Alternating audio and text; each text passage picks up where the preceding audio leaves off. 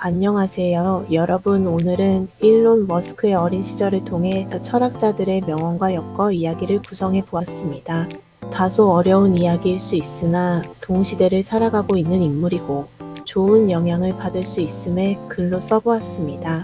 1971년 6월 28일 남아프리카 공화국 프리토리아에서 태어난 일론 리브 머스크는 평범하지 않은 아이였습니다.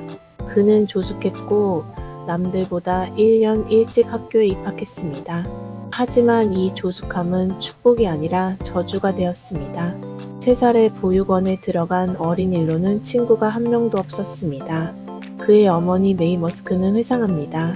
동생인 킴발과 토스카는 첫날에 친구를 사귀어 집에 데려왔지만 일론은 한 번도 친구를 집에 데려온 적이 없었어요. 그는 친구를 원했지만 어떻게 해야 할지 몰랐습니다.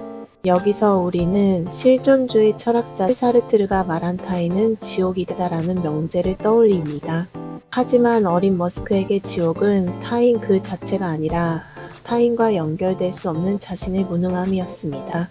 첫 번째 아스퍼거 증후군, 다른 세계에서 사는 존재. 훗날 머스크는 2021년 세터디 나이트 라이브 출연 당시 자신이 아스퍼거 증후군을 가지고 있다고 공개했습니다. 2022년 TED 강연에서 그는 이렇게 말했습니다. 어렸을 때 사회적 신호가 직관적이지 않았어요. 저는 매우 문자 그대로 받아들였습니다. 말 그대로의 의미만 이해했죠.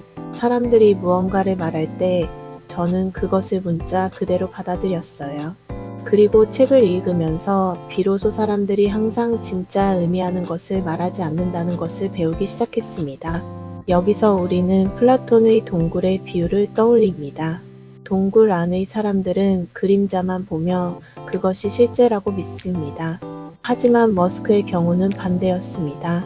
그는 실제 언어의 문자적 의미를 보았지만 다른 사람들은 그림자, 숨겨진 의미, 비유, 사회적 암시의 세계에 살고 있었습니다.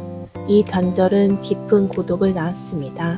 하지만 역설적이게도 이 고독이 그를 내면의 우주로 이끌었습니다. 두 번째, 폭력의 시대 남아공의 잔혹한 현실.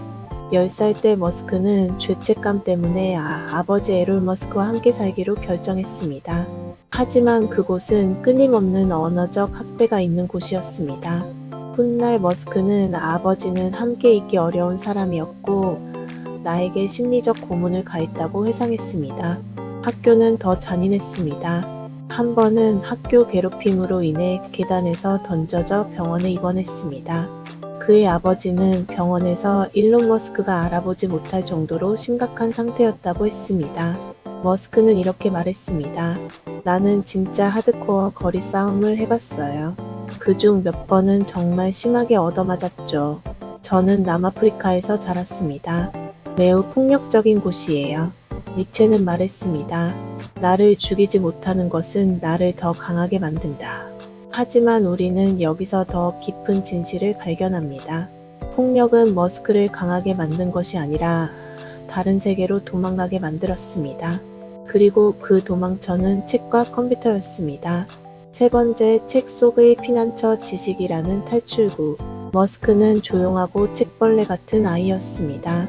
그는 대부분의 시간을 독서로 보냈고 지역 도서관의 모든 책을 다 읽은 후에는 백과사전까지 읽었습니다. 저는 불행한 어린 시절을 보냈습니다. 솔직히 말해서 꽤 힘들었어요. 하지만 저는 많은 책을 읽었습니다. 정말 많은 책을요. 점차 제가 읽는 책들로부터 사회적 신호들을 더 이해하게 되었습니다.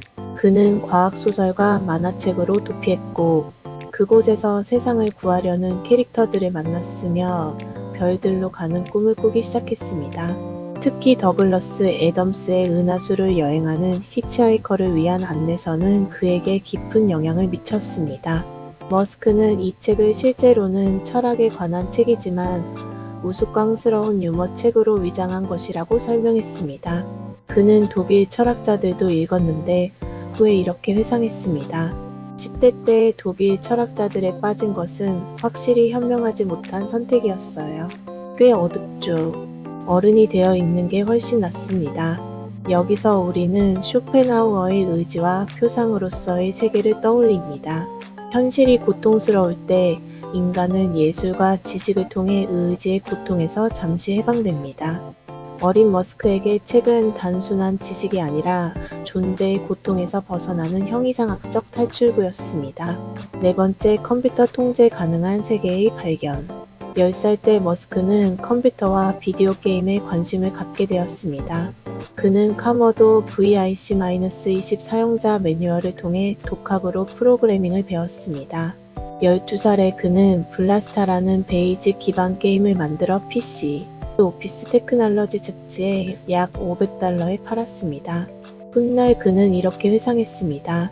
밤새 혼자 컴퓨터를 프로그래밍하는 것이 보람차다고 느꼈어요. 대부분의 사람들은 혼자서 밤새 이상한 기호들을 컴퓨터에 입력하는 것을 즐기지 않아요. 그들은 그게 재미없다고 생각하죠. 하지만 저는 정말 좋아했어요. 그냥 혼자서 밤새 프로그래밍을 하는 게 즐거웠죠. 하지만 그건 정상이 아니라고 생각해요. 여기에 철학적으로 중요한 통찰이 있습니다. 사회적 세계는 머스크에게 혼란스럽고 예측 불가능하며 폭력적인 곳이었습니다. 하지만 컴퓨터의 세계는 달랐습니다. 컴퓨터는 논리적이었고 명확한 인과관계가 있었습니다. 또한 정직하고 숨겨진 의미가 없고 통제가 가능했어요. 그가 원하는 대로 작동했습니다. 공정하기 때문에 그를 괴롭히거나 배신하지 않았습니다. 데카르트는 말했습니다. 나는 생각한다. 고로 나는 존재한다. 하지만 어린 머스크에게는 다른 명제가 적용되었습니다. 나는 프로그래밍한다. 고로 나는 통제한다. 이것은 단순한 취미가 아니라 실존적 자기결정의 행위였습니다. 머스크는 말했습니다. 저는 불행한 어린 시절을 보냈습니다. 하지만 저는 많은 책을 읽었습니다. 이 문장 속에 모든 것이 담겨 있습니다. 고통은 피할 수 없지만 고통에서 무엇을 배울 것인가는 선택할 수 있습니다. 남아프리카의 폭력적인 교실에서 고립된 어린 시절에서 이해받지 못한 청년기에서 책 속에서 자유롭도록 선택했습니다. 그리고 그는 이제 그 자유를 별을 향한 여정으로 만들었습니다. 그가 우주에 쏟고 있는 열정에 대한 이유를 우리가 여기 있는 이유는 우주가 왜 존재하는지 알아내기 위해서다. 우리는 답을 찾고 있는 것이 아니라 올바른 질문을 찾고 있다. 이렇게 답했습니다. 어렸을 때부터 존재에 대한 이유를 고찰을 해왔던 일론 머스크는 그 해답을 찾기 위해 인생을 우주에 걸었습니다. 근본적인 대답을 갈구하고 그 답을 얻기 위해 우주에 천문학적 비용을 쏟아 붓는 일론 머스크에 대해 여러분은 어떻게 생각하시나요? 여러분, 우리는 왜 여기 존재하고 있을까요? 저와 함께 빠르게 변화하는 시대 속에서 근본적인 질문에 대해 잠시 동안만이라도 생각해 볼 수 있는 의미 있는 시간이 되었으면 좋겠습니다.